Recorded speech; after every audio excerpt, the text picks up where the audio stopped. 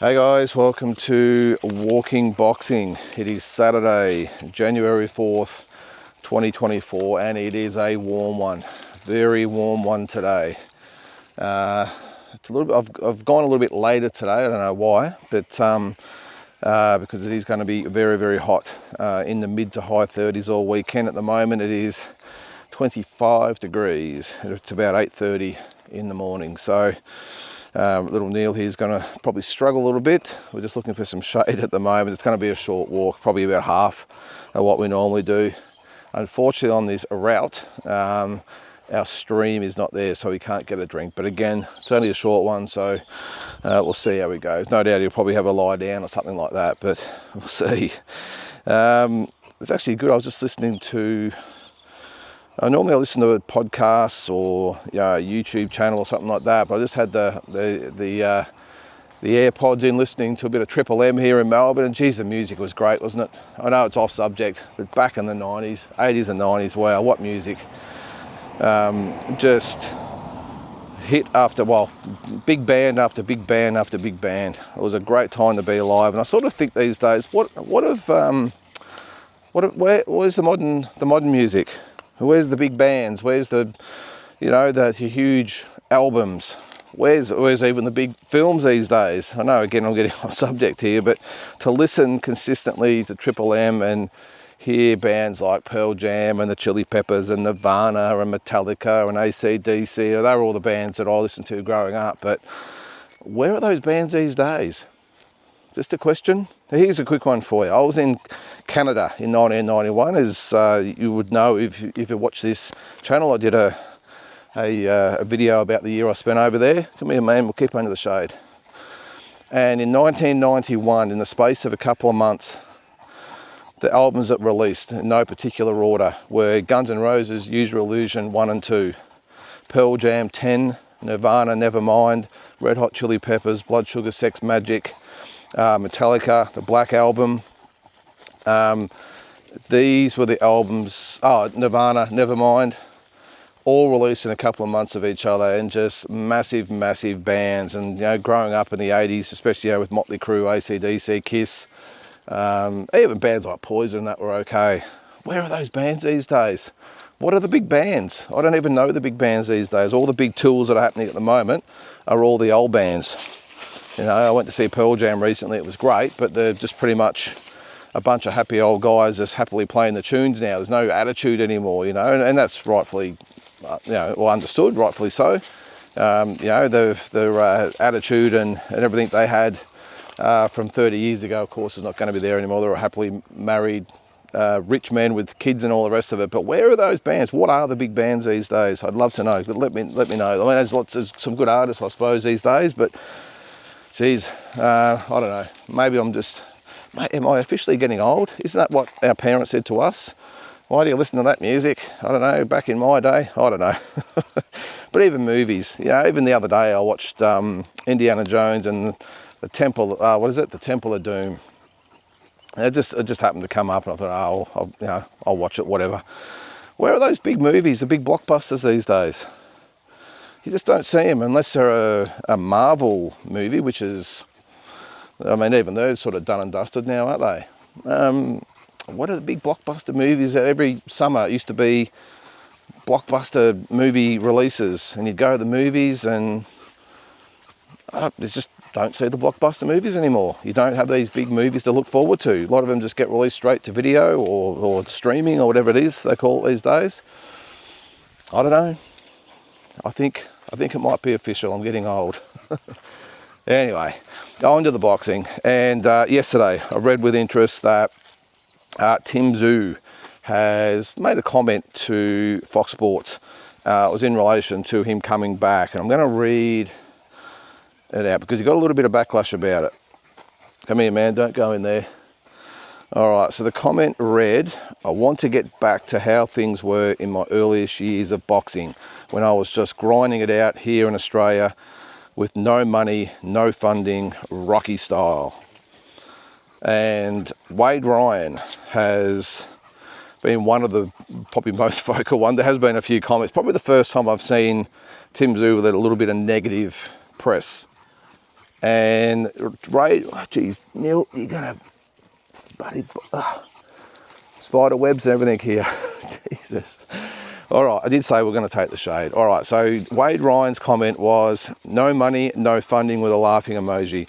How about you try working in an underground coal mine full-time, train full-time, live 5 hours away from sparring partners, train in a little brick gym in the local showgrounds, have no funding or promoters behind you, fight in everyone else's backyard, then you may be able to use grind and Rocky in the same sentence. Well, that's a brutal take, isn't it?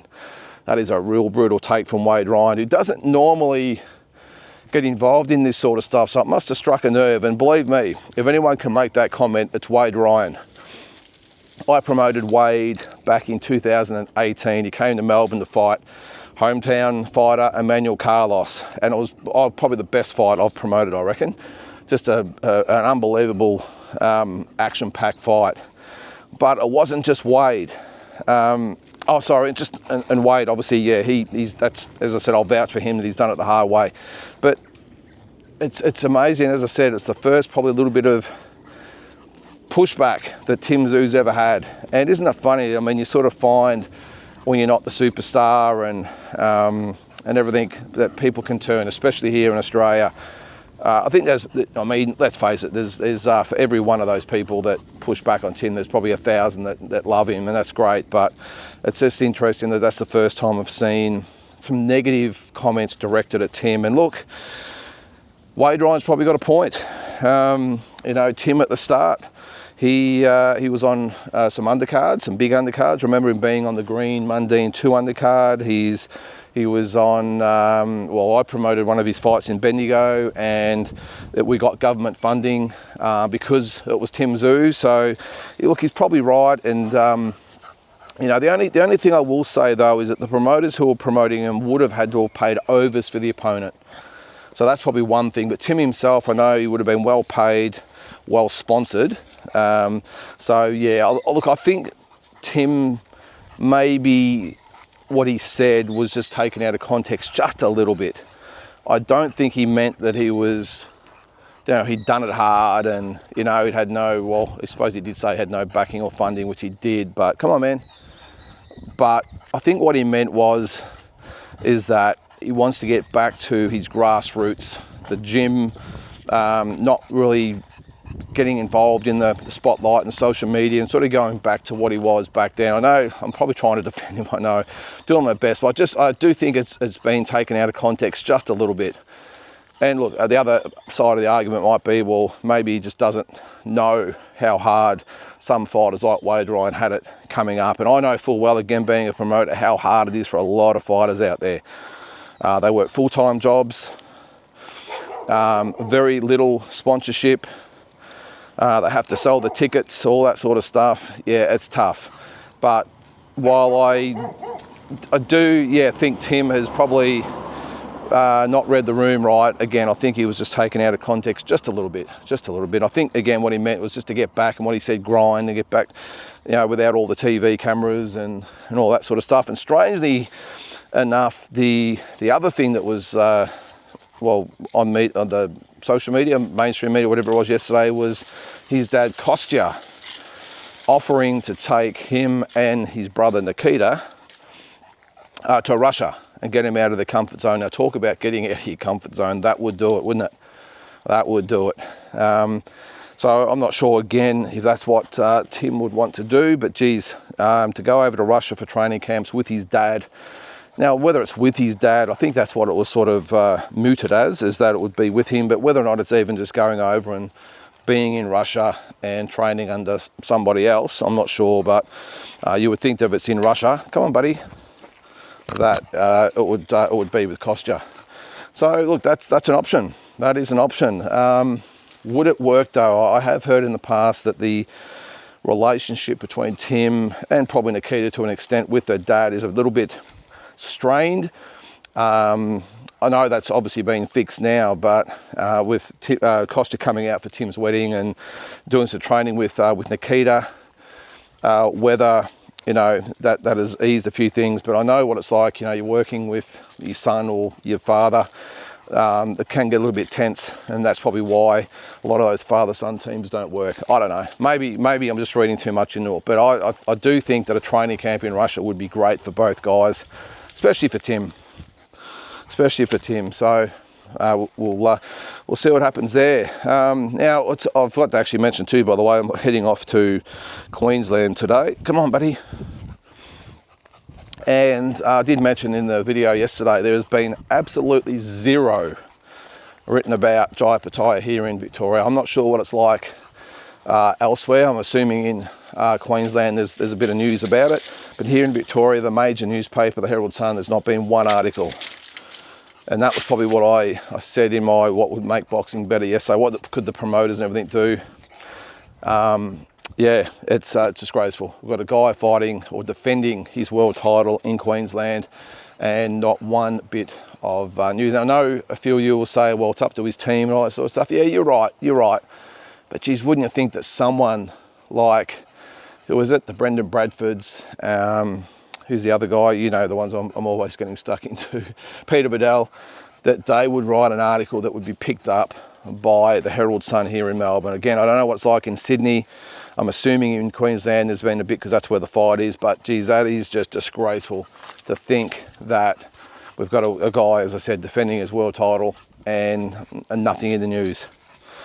Look, I think it's free on TVs and it's on DAZN, so that's one good thing, but geez, trying to sell pay-per-views, wow.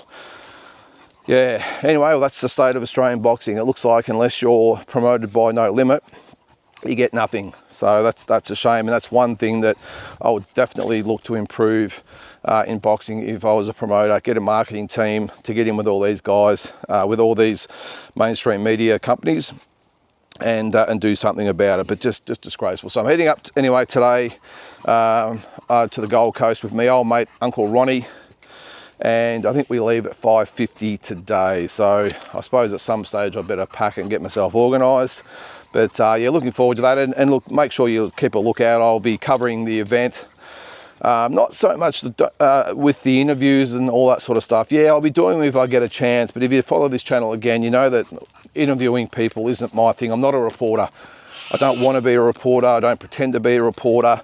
I like to cover the event for you so that you can get an insight of what it's like when I go away on these trips. And I'm sure you'll agree, there'll be 20 Jai Pattaya interviews this week. There'll be interviews with George Kambosos and all the rest of them that are up there. And I saw Jeff Fennick will be there, and there'll be interview after interview after interview from all these different sites. And so what does it matter that I do the same? So I like my little niche in the boxing media, I suppose you'd call it. As I said, to be just the person that covers my experience at the events, not running around chasing after fighters and managers and promoters and everything to interview. So again, if something comes up, if I see someone and I know, of course I'll get a quick word, but it's not really my thing, as you know. So, but I'm really excited to get up there, and a big thank you again to Mick Francis, who reached out to have people like myself up there covering the event in whatever sort of way you cover it, whether you are a reporter or you're just a YouTuber like me who likes to put on my daily vlog. So yeah, so it's going to be a bit of a trip. I'm not coming home till Thursday, and just on the back of getting home from America, I'm thinking maybe it wasn't the right thing. But anyway, we'll see how we go. Now, a couple of other things. Oh geez, Canelo. Rumours are, well, not really rumours, it's been revealed by William Scull that he's been approached about fighting Canelo in May. Canelo, what are you doing? I understand that he wants that IBF belt back, but geez, you're talking about, geez, are you trying to upset your fans? Are you trying to downgrade your legacy? What are you thinking? Why would you even think twice about fighting William Scull? Especially, I know there's not a lot of fighters out there, I get that, but geez, you're not doing yourself any favours when you're turning down fights with the Benavidez of the world, and even potentially a Terence Crawford fight, and you're going to fight William Scull. You talk about fights you can't win. William Scull, you're not going to, got nothing to gain whatsoever there. People expect him to win and win comfortably. If he beats him, who cares? if you're going to have a fight like that, well, why not fight Terence Crawford? At least you're going to get paid 10 times as much. It just doesn't make sense to me. I'm hoping I'm wrong. But that is the word, is that William Skull has actually revealed he's been approached, which is, oh, I hope it's not the case. Seriously, who is really going to care about Canelo Alvarez and William Skull? That is a nothing fight, probably the most insignificant fight of his career since he's been champion, I would think. It is simply the fight that no one will care, no one will give a shit about.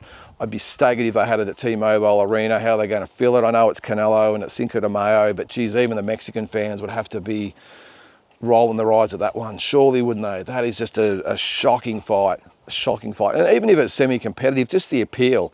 Can you see the posters? Canelo versus Skull. I mean, it just has no appeal.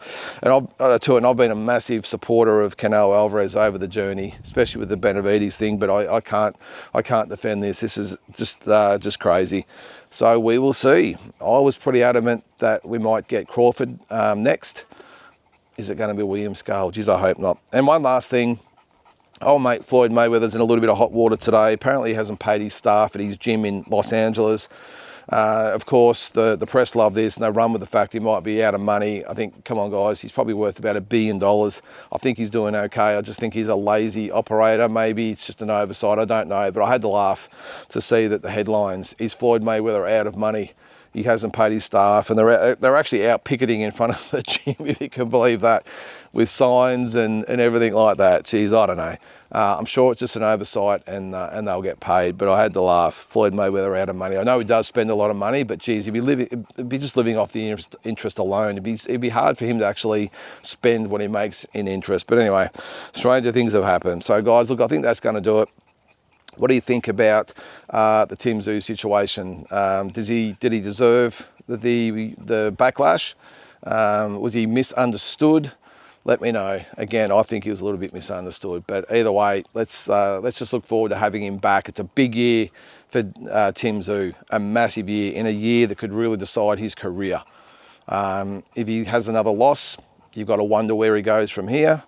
And if he gets a couple of wins under his belt, well, you know, all is good, and we reload and go again. But does he need to go to Russia or somewhere like that? It does make the most sense, doesn't it? Because even if he went to America, yeah, I mean, you can get a little bit comfortable over there as well. It's a good lifestyle there. Russia does make sense. So what do you think about that? What do you think about Canelo and Skull? Again, put it in the comments below. Let me know. And look forward to seeing you on the Gold Coast tomorrow, hopefully walking along the beach tomorrow morning. So have a great day, hot day, and we'll catch you tomorrow.